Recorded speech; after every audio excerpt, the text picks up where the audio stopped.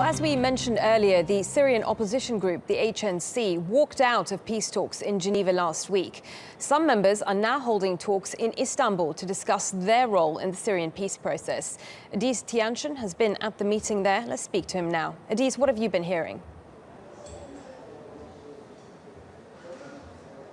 Well, we're at the conference center where the SNC, the Syrian National Coalition, is organizing their regular general summit. And even though this is an ordinary meeting for them, they do admit that it comes at a critical time when they are evaluating the latest round of talks in Geneva and the situation on the ground. They are facing lots of challenges and questions. So to talk more about it, I'm joined now by the head of this coalition, President Enes Abdah. Thank you so much for being with us today. Now, if we can start with the big question of going back to Geneva, what is the minimum requirement you would like to see on the ground to accept another round?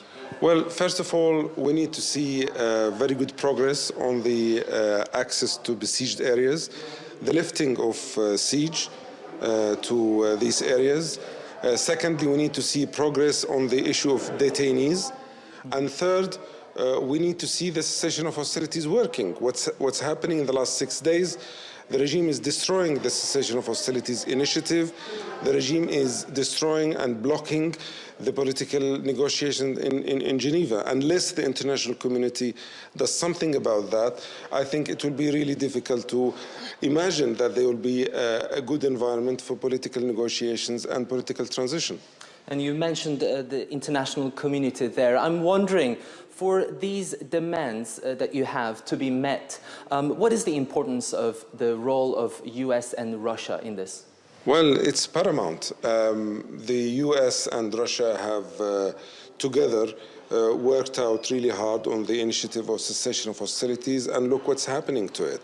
I cannot understand how the Russians, who at one side claim to be a broker in this political negotiation and this cessation of hostilities, and at the same time joining the regime in attacking Aleppo.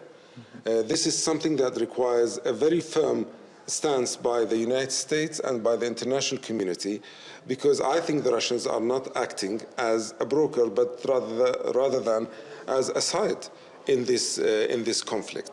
And unless something is done about that, I don't see what is the use of the political negotiation in Geneva. At the end of the day, we have been told and we have been promised that Articles 12, 13 and 14 of the UN Resolution 2254 will be respected. And so far, the achievement and so far since 2254 was established is extremely minimal. And unless something is done about that, we cannot see that there will be a good environment for the negotiation to take place. And I'd like to also question here the role of the United States too. They just recently made the decision to send 250 more troops to an area that's actually controlled by YPG, and I understand that they're not part of the coalition. Now, do you see this, do you read this as a betrayal from the US ally? Well, we think this is a big mistake by the United States. They are banking on the wrong horse. The PYD and YPG are in alliance with the regime. Sooner or later, the US will find out that such support to these groups will not benefit the Syrian people and will not benefit the stability in the region. I hope that our friends in the US would really reevaluate and review their policies regarding PYD and YPG. On the other hand, also, let me just reaffirm that we, as an essential partner, an essential component of the SNC, are engaged with a major review with all our partners within the SNC and with our friends as well in the region and also in the international community, in order to review what happened in Geneva and see what can be done in order to be able to go back and resume what we think is a good political negotiation which can be in the interest of our people. Mm-hmm. And you've briefly mentioned there the breach of the so-called ceasefire that we've seen increasing lately. Can you tell us specifically about what's going on in the city of Aleppo? As we understand, it's also a strategic location. What have you been hearing from there on the ground? Well, the regime has been systematically destroying Aleppo in the last week. On a daily basis, we have tens of air raids and specific civilian targeting by the regime. Hospitals have been targeted. Civil defense centers have been targeted. Many events, unfortunately, have occurred in the last week or so that indicate that the regime is not really interested in a political solution, but rather in a military solution with the support of the Russians and the Iranians. And if the international community does not take a stance on this, I think the whole prospect for a political solution in Syria would be affected.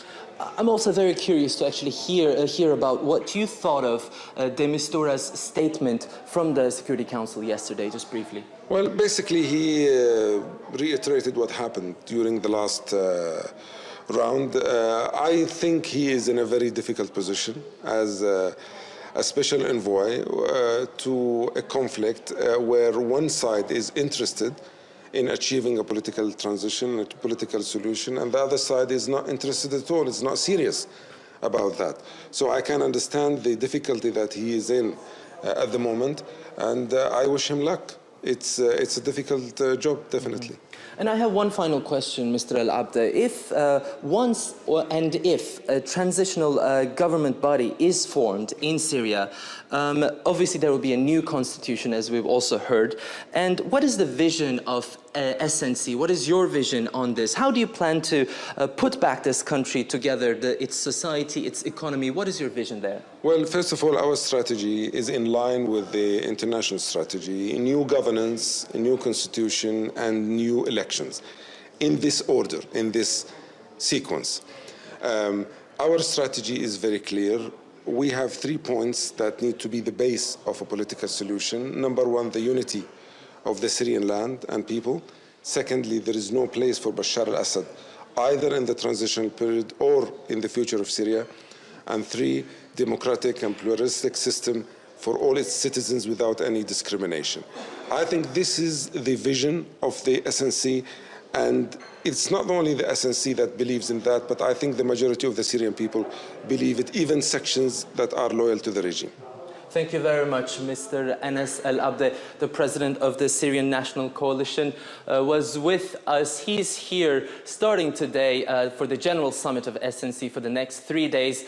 He's representing more than 100 delegates that are representing more than 30 factions, and clearly they will be facing lots of difficult questions, and but down the line we will expect from them a press conference to clearly see where they stand in terms of the next stage of this diplomatic process.